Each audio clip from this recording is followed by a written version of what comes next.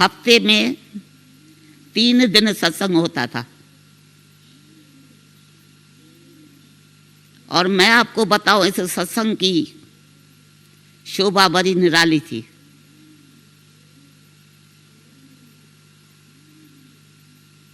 ऐसा कोई सत्संग नहीं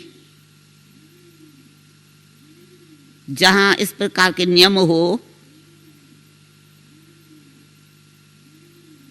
वो नियम कौन से थे?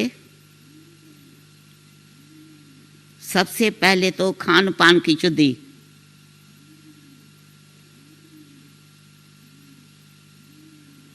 दूसरी बात, कभी रोना नहीं। रोती है विधवा, ये बाबा के शब्द थे। दुख के आंसू कभी नहीं बहाने हैं, प्रेम के आंसू भली बहाओ, दुख के आंसू नहीं बहाने हैं। और तीसरी बात ये थी, अगर कोई किसी भी कारण से कड़वा शब्द बोलता है या किसको दुख देता है, तो ये भी वास्तव में होना नहीं चाहिए। ये 3 बातों की शर्त थी। और हर एक को कापी मिलती थी घर ले जाने के लिए। और इन 3 बातों का रिस्पांस जब आते थे तो 2 बहनें पैरे पर रहती थी कुर्सी बिछा के। उसमें एक तो हमारी बड़ी दीदी थी, वो कापी लेती थी, और दूसरी एक बहन थी, शांतामणि दादी की भाभी,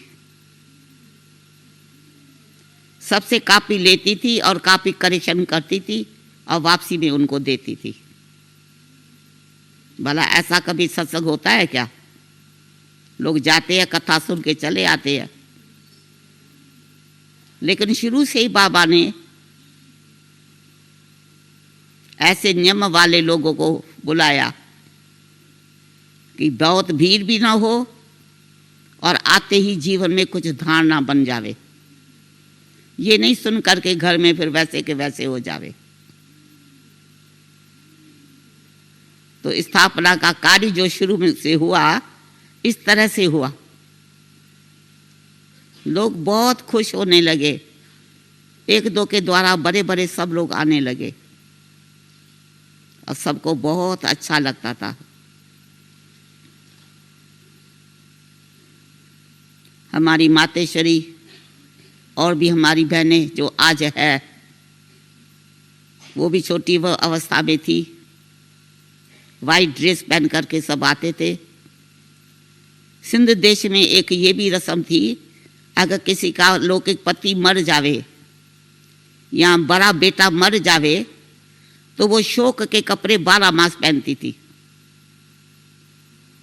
तो सत्संग का ये नियम था कि यहाँ शोक के कपड़े पहन के नहीं आना है। जिसको आना है वाइट कपड़े पहन करके आवे, वाइट ड्रेस में आवे। तो ये भी माताओं ने जैसे धारण कर लिया कि हमको शोक की दुनिया में न रहना है और न शोक की ड्रेस पहननी है। ये भी सबको मंजूर था।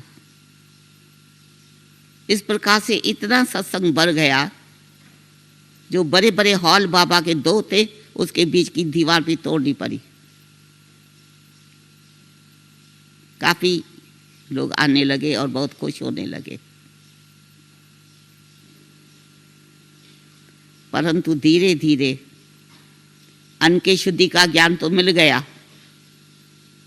लेकिन पवित्र जीवन भी अपनानी है अगर देवता बनना है तो